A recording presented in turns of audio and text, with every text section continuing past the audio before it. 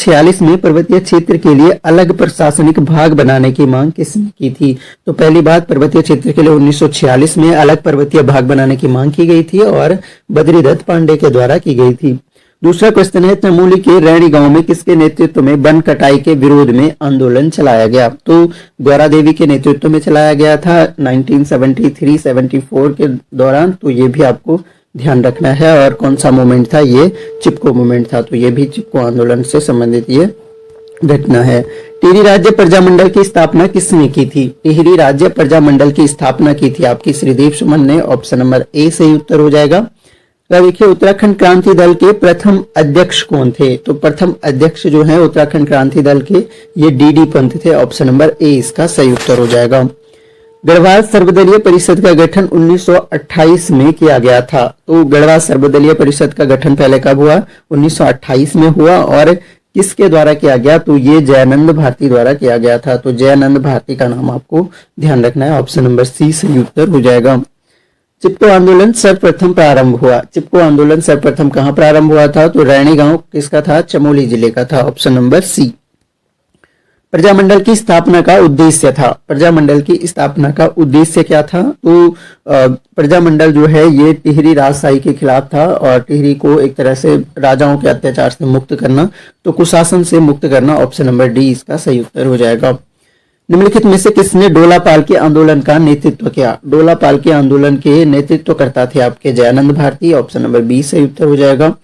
तो देखिए, उत्तराखंड में रैणी गांव जाना जाता है। तो रैणी गांव फिर से क्वेश्चन आ गया, ये आपका चिपको आंदोलन के लिए जाना जाता है। Option number D.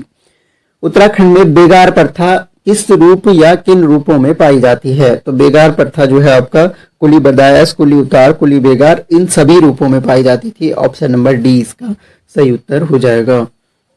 अगला क्वेश्चन है, निम्न में से कौन उत्तराखंड के डोलापाल के आंदोलन से संबंधित हैं? तो उत्तराखंड के जो डोलापाल के आंदोलन से संबंधित हैं, तो अभी हमने डिस्कस किया, ये कौन है? जयानंद भारती हैं। Option number D. अगला देखिए, निम्न में से कौन मैती आंदोलन? तो मैती आंदोलन संबंधित है आपके कल्याण सिंह रावत से। ऑप्शन नंबर ए सही उत्तर हो जाएगा। सुंदरलाल बहुगुणा, चंडी प्रसाद भट्ट पर्यावरणविद हो गए, गौरा देवी भी पर्यावरणविद हो गए। तीनों का संबंध आपका चिपको मूवमेंट से भी है।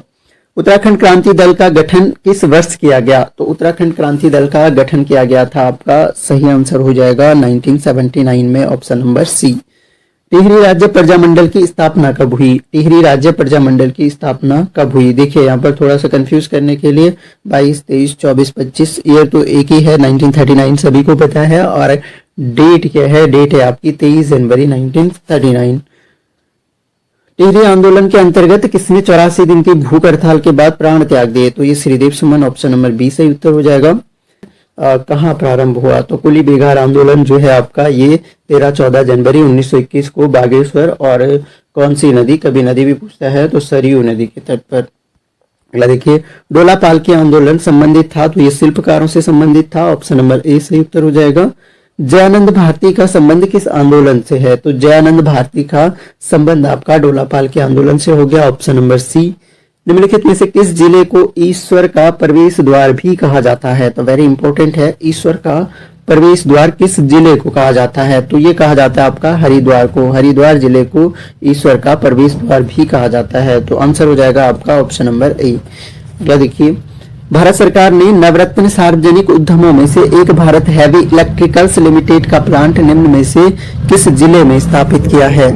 BHEL भेल भारत हैवी इलेक्ट्रिकल लिमिटेड जो है, इसकी स्थापना जो है ये हरिद्वार में हुई है। ऑप्शन नंबर बी से उत्तर हो जाएगा। निम्नलिखित में से उत्तराखंड के किस जिले में दक्षेश्वर महादेव का मंदिर स्थित है? देखिए, दक्षेश्वर महादेव मंदिर, दक्षेश्वर महादेव मंदिर जो है ये भी आपका हरिद्वार जनपद में है। Option number B.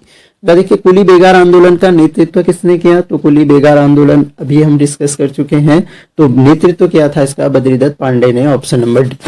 मैती आंदोलन का संबंध निम्नलिखित में से किससे है? तो मैती आंदोलन पर्यावरण संबंधी आंदोलन है, और मैती मतलब मायके में पौधा लगाया जाता है शादी के अवसर पर।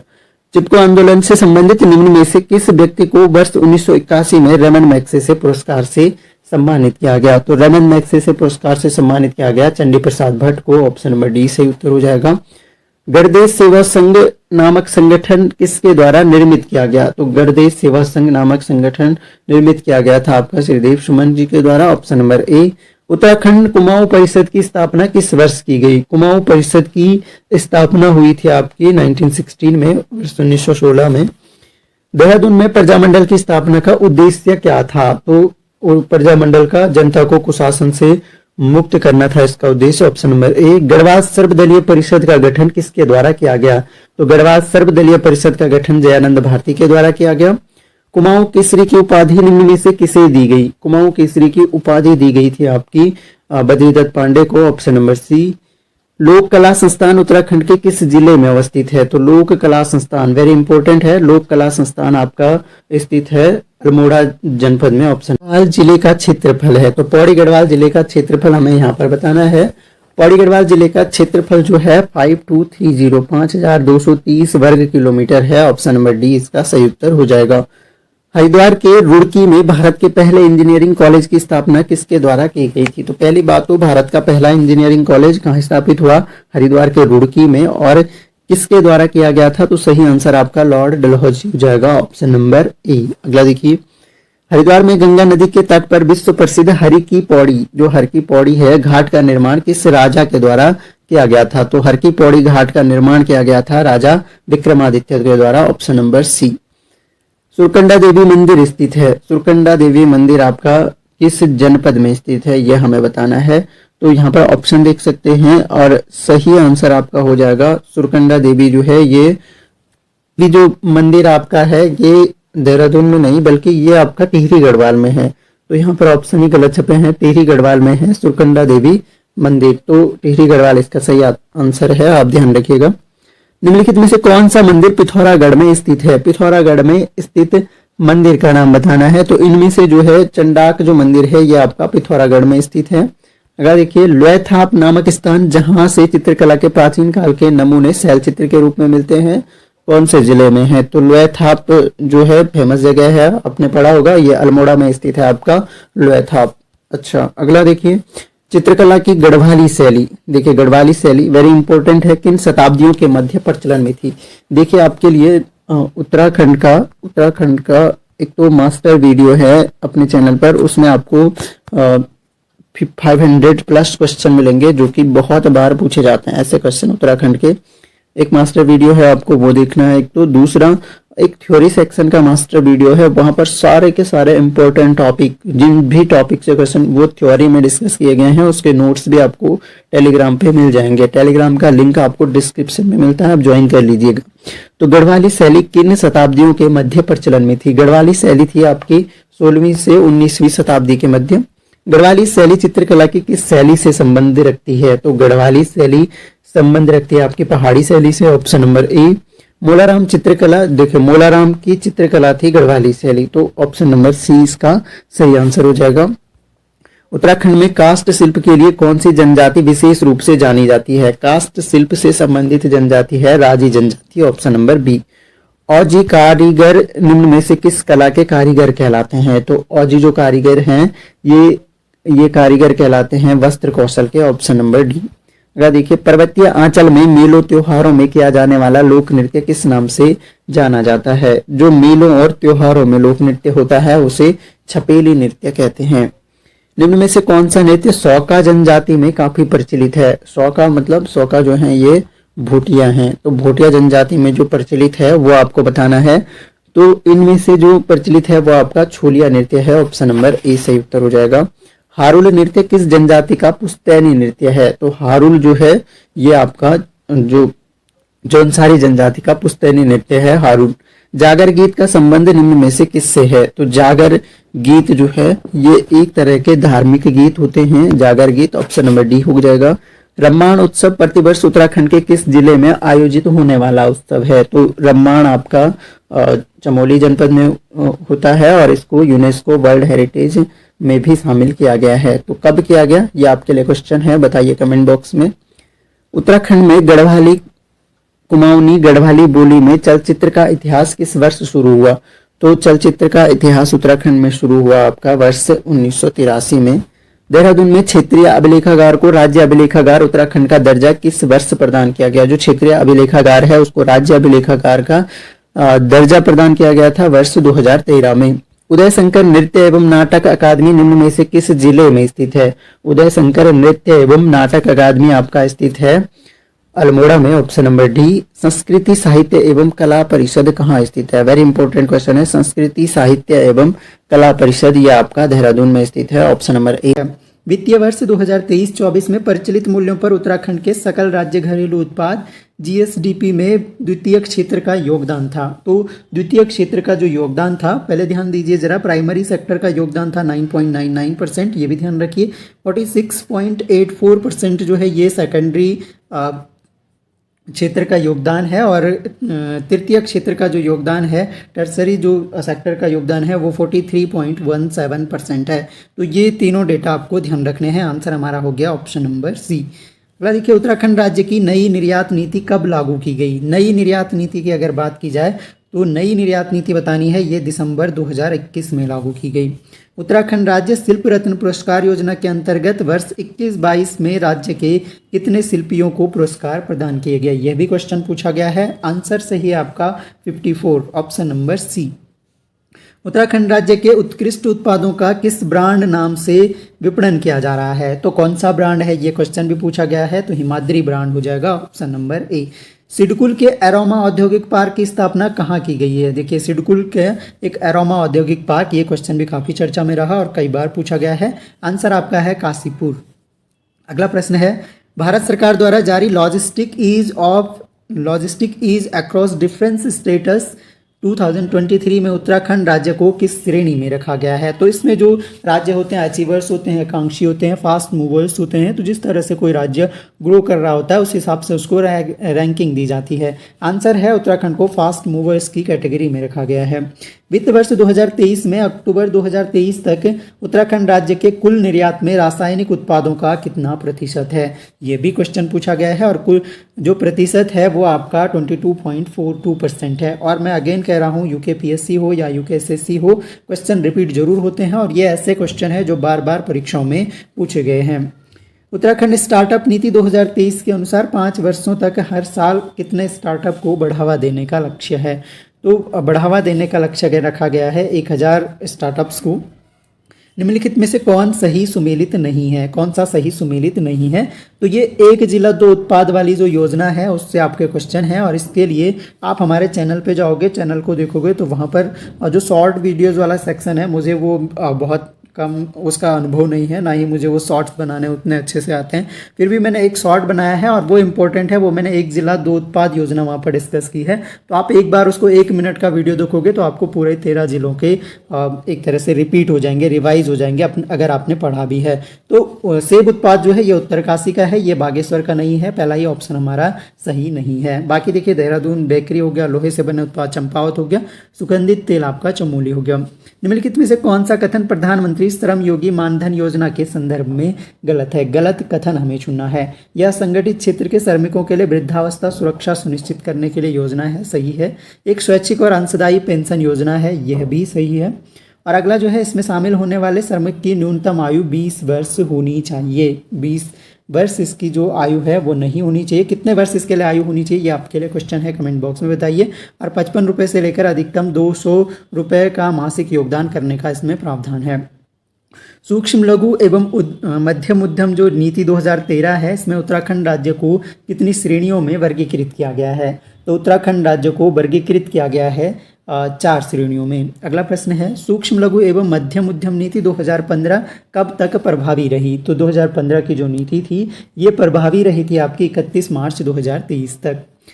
अगला है, सूक्ष्म एवं लघु उद्यम क्षेत्र में महिलाओं की पर्याप्त भागीदारी सुनिश्चित करने के उद्देश्य से महिला उद्यमी विशेष प्रोत्साहन योजना कब प्रारंभ की गई? इंपॉर्टेंट क्वेश्चन है। महिला उद्यमी विशेष प्रोत्साहन योजना ये प्रारंभ हुई थी आपकी 2015 में। महिला उद्यमी विशेष प्रोत्साहन योजना के तहत प्राप्त पूंजीगत उत्पादन सहायता राशि की अधिकतम सीमा कितनी है? तो अधिकतम सीमा इसके तहत रखी गई है आपका 25 लाख रुपए। उत्तराखंड स्टार्टअप नीति 2023 के अंतर्गत मान्यता प्राप्त स्टार्टअप या छात्र उद्यमियों के लिए कितना मासिक भत्ते का प्रावधान किया गया है? तो इसके तहत जो मासिक भत्ते का प्रावधान है वो आपका 15,000 रुपये प्रति माह है। प्रधानमंत्री रोजगार सृजन कार्यक्रम का क्रियान्वयन किसके द्वारा किया जाता है? प्रधानमंत्री रोजगार सृजन कार्यक्रम का क्रियान्वयन जो है ये किया जाता है आपका खादी एवं ग्रामोद्योग आयोग के द्वारा। भारत में अंतर्राष्ट्रीय व्यापार मेला 2023 का आयोजन कहाँ किया गया? अंतर्राष्ट्रीय व्यापार मेला 2023 इंपॉर्टेंट क्वेश्चन है और आंसर है आपका नई दिल्ली। ट्रेडमार्क और औद्योगिक डिजाइन के लिए आवेदन करने पर राज्य की नई स्टार्टअप नीति 2023 में प्रतिपूर्ति सहायता राशि कितनी तय की गई है? इस तरह के क्वेश्चन आते हैं और ये रिपीटेड क्वेश्चन है जैसे कि मैंने शुरू में बताया। तो 10,000 रुपये प्रति माह है। उत्तराखंड ग्लोबल इन्वेस्टर समिट 2023 कहाँ आयोजित की गई? तो ग्लोबल इन्वेस्टर समिट 2023 जो है यह आयोजित की गई आपका देहरादून में। निम्नलिखित में से कौन सी गतिविधि मुख्यमंत्री स्वरोजगार योजना के तहत पात्र गतिविधियों में शामिल नहीं है? मुख्यमंत्री स्वरोजगार योजना के तहत कौन सी गतिविधि जो है शामिल नहीं है? इसमें करेक्ट आंसर आपका है कृषि विनिर्माण है, इसका संरक्षित क्षेत्र है, सेवा भी है।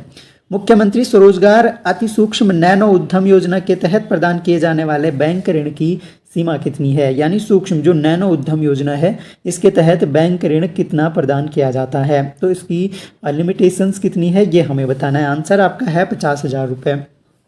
राज्य की एक जनपद दो उत्पाद योजना कब लागू की गई? देखिए इंपॉर्टेंट क्वेश्चन है कि लागू कब की गई, या तो जिला और उत्पाद में पूछ लेगा, मैच करने को दे देगा, या फिर आपको डेट पूछ लेगा, या फिर किसी पर्टिकुलर डिस्ट्रिक्ट से उत्पाद पूछ लेगा। आंसर आपका है सितंबर 2021। अगला प्रश्न है उत्तराखंड राज्य शिल्प रत्न पुरस्कार के अंतर्गत राज्य के कितने शिल्पियों को पुरस्कार प्रदान किए गए? रिपीट हो गया है क्वेश्चन तो याद हो जाएगा 54 आपको ध्यान रखना है। निम्नलिखित में से किस स्थान पर एमएसएमई विभाग द्वारा Nanda Devi excellence for handloom and natural fibre का संचालन किया जा रहा है? तो ये संचालन किया जा रहा है आपका मटेना में। ये बताइए मटेना किस जगह पर, किस जिले में पड़ता है?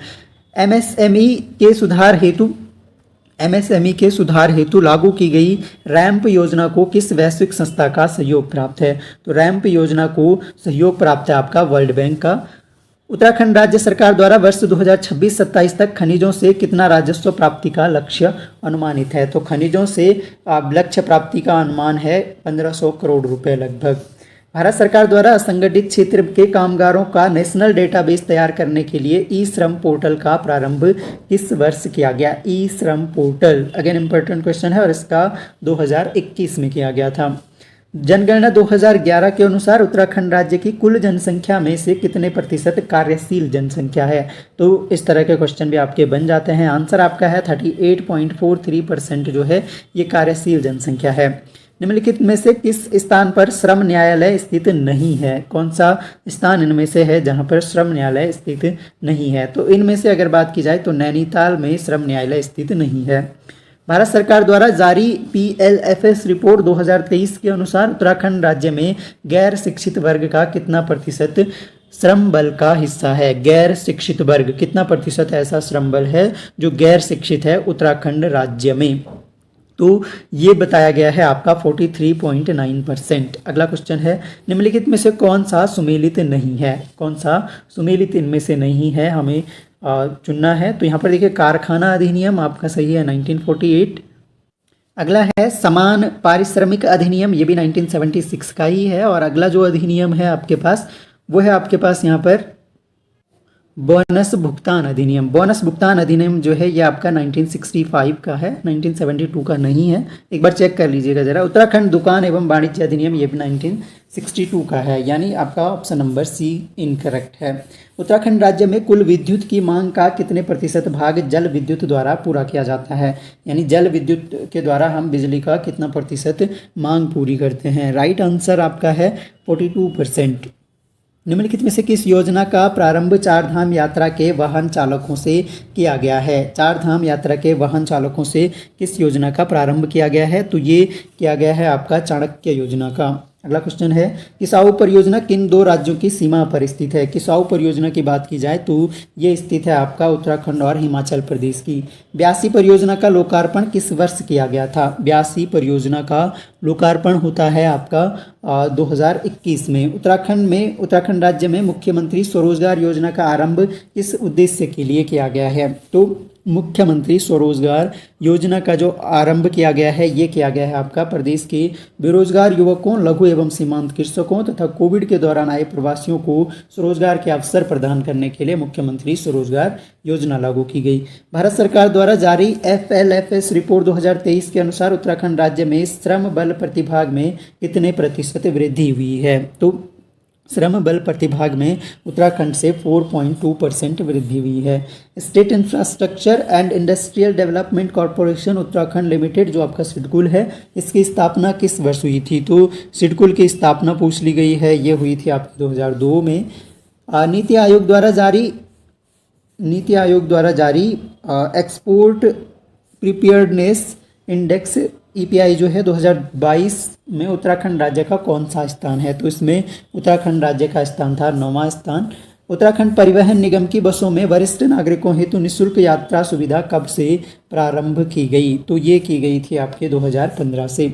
उत्तराखंड परिवहन निगम द्वारा सेवा का अधिकार अधिनियम के अंतर्गत कितनी सेवाओं को अधिसूचित किया गया है? तो राइट टू इन्फॉर्मेशन के तहत जो है आपका 58 ऐसी सेवाएं हैं जिनको अधिसूचित किया गया है। भारत सरकार के सहयोग से उत्तराखंड राज्य में ऑटोमेटेड फिटनेस टेस्टिंग लेन की स्थापना किन दो स्थानों पर की जा रही है? तो अगेन इंपॉर्टेंट क्वेश्चन है, ये की जा रही है आपके ऋषिकेश एवं कोटद्वार में। अगला देखिए, एक जनपद दो उत्पाद योजना में उत्तरकाशी जिले के किन उत्पादों का चयन किया गया है? तो ऊन शिल्प और सेब के उत्पाद, ऑप्शन नंबर ए हो जाएगा। उत्तराखंड का कौन सा जिला चिपको आंदोलन का जन्म स्थान है? तो चमोली का रैणी गांव हो गया, यानी चमोली जनपद हो गया।